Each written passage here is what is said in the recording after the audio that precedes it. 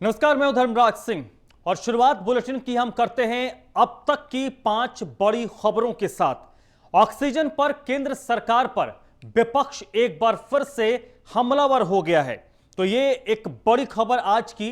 विपक्ष ने ऑक्सीजन को लेकर एक बार फिर से सरकार पर हमला बोला है, क्योंकि इस मामले पर जो जवाब राज्यसभा में दिया गया है उसकी हम आज बात करेंगे। इसके अलावा लखनऊ में रक्षा मंत्री राजनाथ सिंह ने लालजी टंडन की प्रतिमा का अनावरण किया, तो उन्नाव में सपा अध्यक्ष अखिलेश यादव ने पूर्व मंत्री मनोहर लाल निषाद की प्रतिमा का अनावरण किया है। इसके अलावा आज शाम को 5:30 बजे योगी कैबिनेट की बैठक होनी है।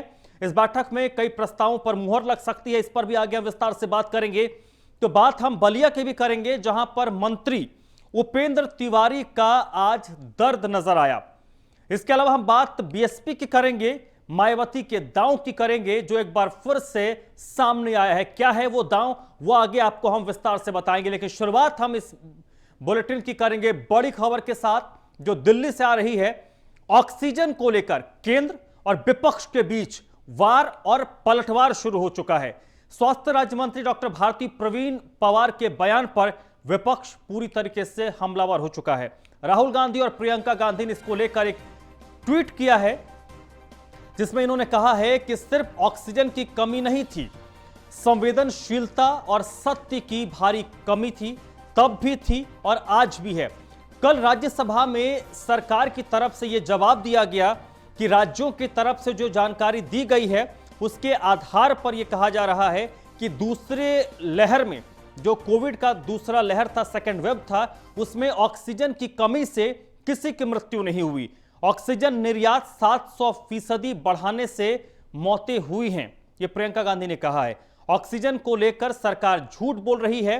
संजय राउत, जो शिवसेना के नेता हैं, उन्होंने सरकार पर हमला बोला है। तो राज्यसभा में सरकार के जवाब के बाद विपक्ष पूरी तरीके से सरकार पर हमलावर हो गया है और विपक्ष ये मांग कर रहा है कि सरकार के खिलाफ इस मामले पर केस दर्ज होना चाहिए। केंद्र सरकार को यह सोचना चाहिए कि अप्रैल के लास्ट वीक में 15 अप्रैल के बाद से 15 अप्रैल से 5 या 10 मई तक के बीच में जो देश में हालात थे, उसमें ऑक्सीजन का मिसमैनेजमेंट केंद्र सरकार की ओर से हुआ था और केंद्र सरकार के ऑक्सीजन मिसमैनेजमेंट की वजह से देश में हॉस्पिटल्स में त्राही त्राही मची थी और कोई बड़ी वजह नहीं है कि बहुत सारी जानें उस दौरान ऑक्सीजन की कमी की वजह से पूरे देश में गई थी।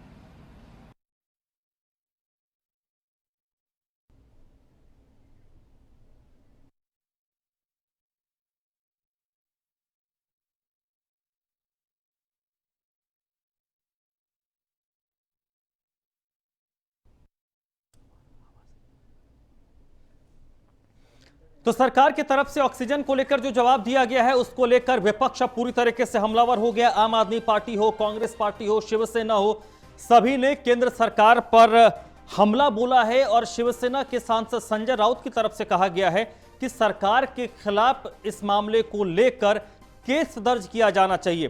केंद्र सरकार की ओर से कहा गया है कि राज्यों की तरफ से जो जानकारी दी गई है उसके मुताबिक कहा जा सकता है कि कोविड के सेकेंड वेव में ऑक्सीजन की कमी से देश में एक भी मृत्यु नहीं हुई है, किसी की जान नहीं गई है। इस बयान के बाद राहुल गांधी और प्रियंका गांधी ने ट्वीट करके सरकार पर हमला बोला है। तो संजय सिंह और मनीष सिसोदिया की तरफ से भी सरकार पर हमला बोला गया है। शिवसेना की तरफ से संजय राउत ने कमान संभाला है। संजय राउत ने केंद्र सरकार पर इस मामले को लेकर हमला बोला है और कहा है कि सरकार के खिलाफ इस बयान के बाद केस दर्ज किया जाना चाहिए।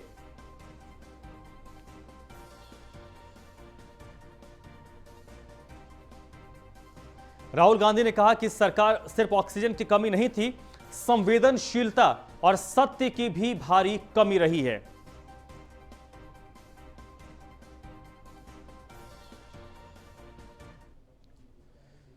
चलिए बढ़ते आगे। 2022 के चुनाव से पहले मायावती का मिशन ब्राह्मण शुरू हो चुका है।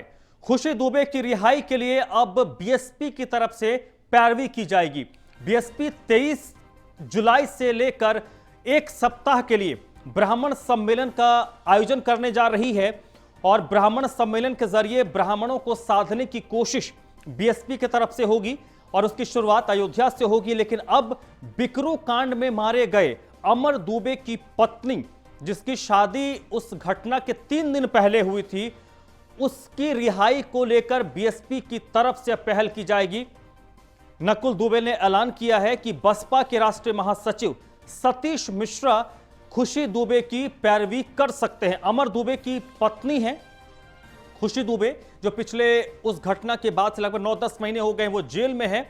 और इस घटना के बाद अमर दुबे को यूपी पुलिस ने एक एनकाउंटर में मार गिराया था। विकास दुबे का भतीजा था अमर दुबे, और जिस दिन बिकरू कांड हुआ था उसके 3 दिन पहले ही इनकी शादी हुई थी।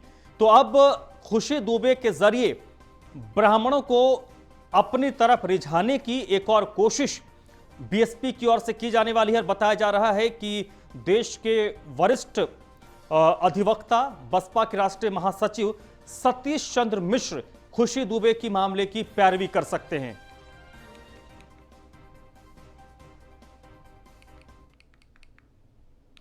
अगली खबर बलिया से है, जहां पर खुले मंच पर उत्तर प्रदेश सरकार के खेल राज्य मंत्री उपेंद्र तिवारी का दर्द देखने को मिला। उनका दर्द मंच पर छलक गया। उन्होंने गालियों का जो वीडियो वायरल हुआ था उसको लेकर उन्होंने समाजवादी पार्टी के नेताओं पर सवाल खड़े किए। उन्होंने कहा कि मेरी बूढ़ी मां और मेरी नाबालिग बेटियां राजनीति नहीं करती है, और राजनीति में समाजवादी पार्टी के नेता और उनके पूर्व मंत्री को परिवार को नहीं लाना चाहिए, परिवार को नहीं घसीटना चाहिए। लेकिन उन्होंने भरोसा जताया है कि जिन्होंने भी उनके परिवार के साथ बदसलूकी की थी उन पर कानून सम्मत कार्रवाई की जाएगी। आज बलिया में एक कार्यक्रम का आयोजन था, शपथ ग्रहण समारोह था गढ़वार में, और उस कार्यक्रम में शामिल होने के लिए उपेंद्र तिवारी पहुंचे थे। सुनिए क्या कुछ कहा है उपेंद्र तिवारी ने। और जितनी सरकार की योजना हो, और वीडियो साहब अब आप अपने स्टाफ का शिकंजा कस लीजिए। जब अगली बार से आऊंगा तो गांव गांव में चपाल शुरू हो जाएगा। फिर मेरा अब कोरोना खत्म हो गई, अब कोरोना खत्म हो गई। एक दिन में 6 चपाल जैसे पहले मैं लगाता था, क्योंकि 1.5 साल में, 1.25-2 साल में कोरोना ने फेफना विधानसभा का बहुत नुकसान किया। नहीं तो आज सारी योजनाएं मैं पहुंचा दिया होता। तो जिस गांव में वृद्धा पेंशन, विधवा पेंशन, विकलांग पेंशन, किसान सम्मान निधि, बिजली के तार, खंभा, डाट आयुष्मान भारत से लेके राशन कार्ड, पहल क्रम समझे ज्यादा आप जानते हैं, हम जानते हो सकल चिंता ना कर। और जितनी सरकार की योजना।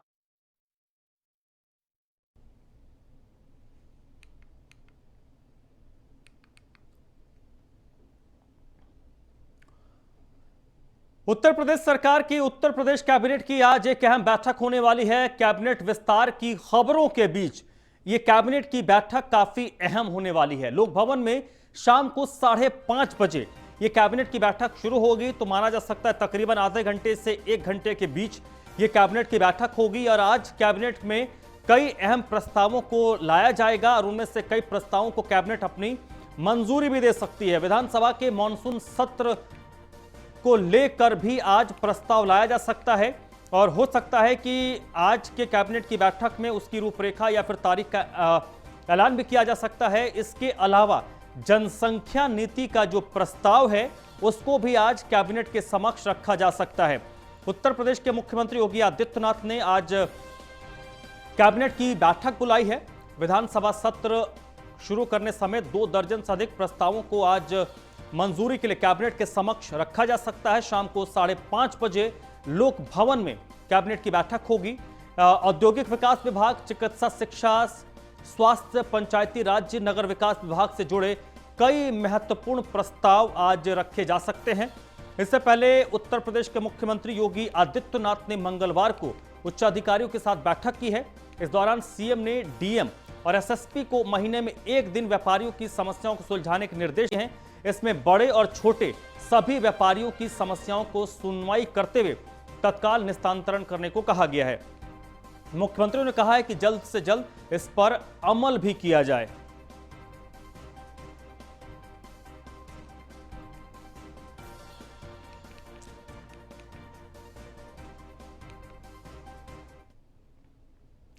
प्रधानमंत्री नरेंद्र मोदी एक बार फिर से उत्तर प्रदेश आएंगे और 9 मेडिकल कॉलेजों का प्रधानमंत्री नरेंद्र मोदी लोकार्पण करेंगे। सिद्धार्थनगर में 30 जुलाई को प्रधानमंत्री का कार्यक्रम तय हुआ है। यूपी को एक साथ 9 मेडिकल कॉलेजों की सौगात दी जाएगी। तो बड़ी खबर आपको बता दें, प्रधानमंत्री नरेंद्र मोदी एक बार फिर से उत्तर प्रदेश के सिद्धार्थनगर में 30 जुलाई को आ रहे हैं और उत्तर प्रदेश को एक साथ 9 मेडिकल कॉलेजों की सौगात दी जाएगी केंद्र सरकार की तरफ से।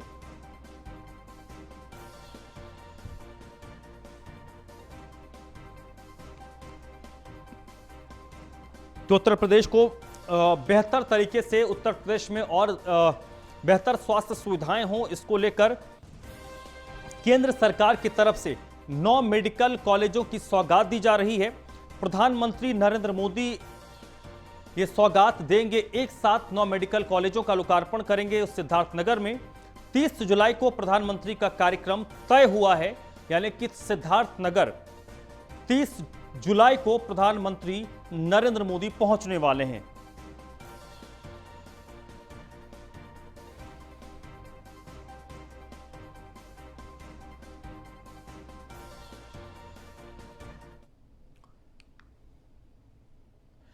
प्रसपा के राष्ट्रीय अध्यक्ष गाजियाबाद के दौरे पर हैं। शिवपाल यादव कई निजी कार्यक्रमों में गाजियाबाद में शिरकत करने वाले हैं। इस दौरान आगामी चुनाव को लेकर भी वो कार्यकर्ताओं के साथ मंथन करेंगे।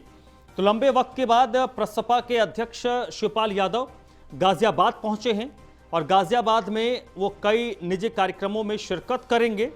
इस दौरान विशेष तौर पर आगामी विधानसभा चुनाव को लेकर भी वरिष्ठ कार्यकर्ताओं के साथ, नेताओं के साथ वो मंथन करने वाले हैं।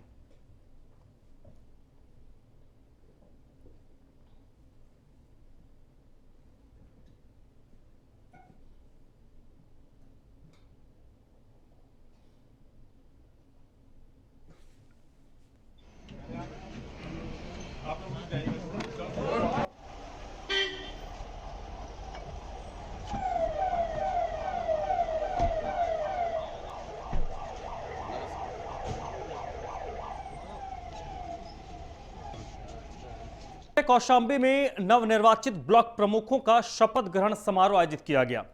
नेवादा की नवनिर्वाचित महिला ब्लॉक प्रमुख पद और गोपनीयता की शपथ नहीं ले पाई। लड़खड़ाती जुबान से जबरन शपथ की औपचारिकता पूरी करवाई गई, जिसका वीडियो अब सोशल मीडिया में जमकर वायरल हो रहा है।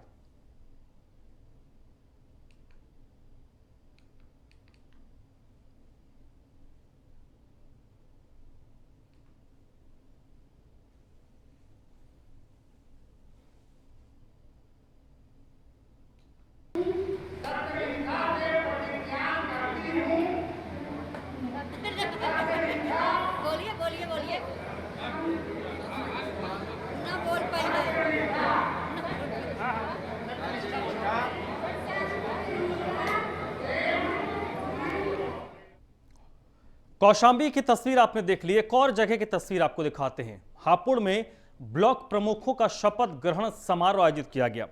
समारोह में बीजेपी की निर्विरोध ब्लॉक अध्यक्ष कृष्णा देवी किस अंदाज में शपथ ले रही हैं, यह आप देखिए। एसडीएम अरविंद द्विवेदी ने कृष्णा द्विवेदी को पद और गोपनीयता की शपथ दिलाई है।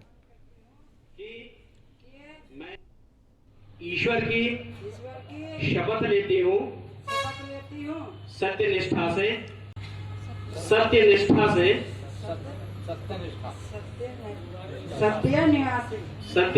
से प्रतिज्ञान करती हूँ कि मैं विधि द्वारा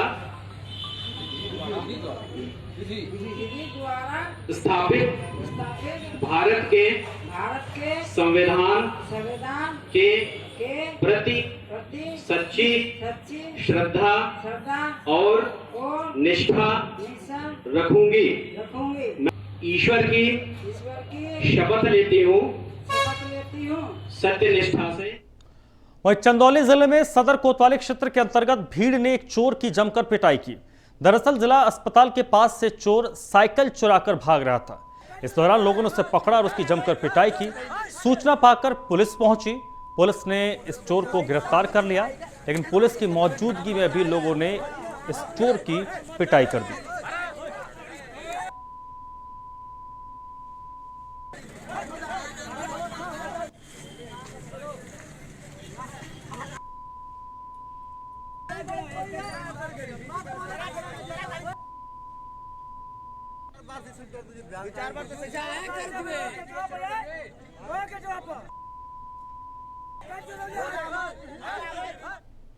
लखनऊ में 6,000 की नौकरी करने वाला शिक्षक साइबर ठगी का सरगना बन गया। साइबर ठग प्रमोद मंडल करोड़पति बनाने की पाठशाला चला रहा था। गांव के हर घर से एक सदस्य इस ठगी के धंधे में शामिल था। इस काम में गांव के छोटे बच्चे भी शामिल थे। बच्चों से मुखबिरी करवाई जाती थी। वहीं बुजुर्ग, महिला और पुरुष पुलिस को गुमराह करने का काम करते थे, जिसके बदले प्रमोद मंडल उन्हें हर महीने 4,000 रुपये देता था। वो बाहर मजदूरी करने वाले लोगों को अकाउंट खुलवाता था, जिसमें मजदूरों के केवल नाम होते थे और मोबाइल नंबर जालसाजों के गिरोह के सदस्यों के होते थे। प्रमोद मंडल ये काम 6 साल पहले भी उसने शुरू की थी और इसने ठगी से करोड़ों की संपत्ति भी बना ली।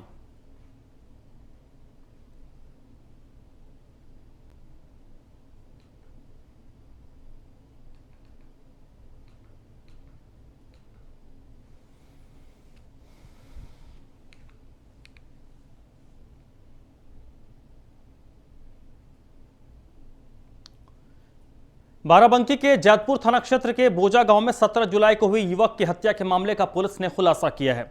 अवैध संबंधों के कारण पत्नी ने अपने प्रेमी के साथ मिलकर युवक की हत्या की थी। वहीं पुलिस ने दोनों को गिरफ्तार कर जेल भेज दिया है।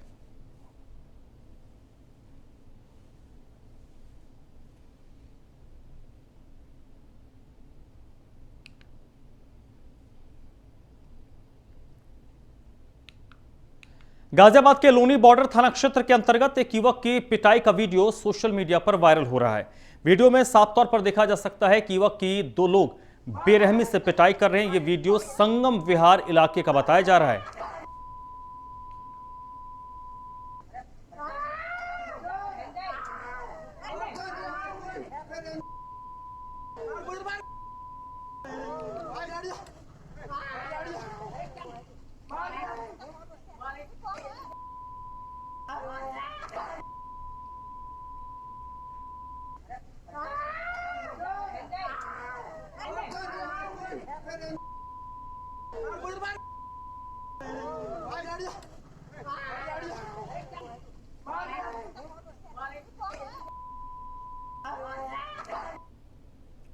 इस बुलेटिन में फिलहाल इतना ही।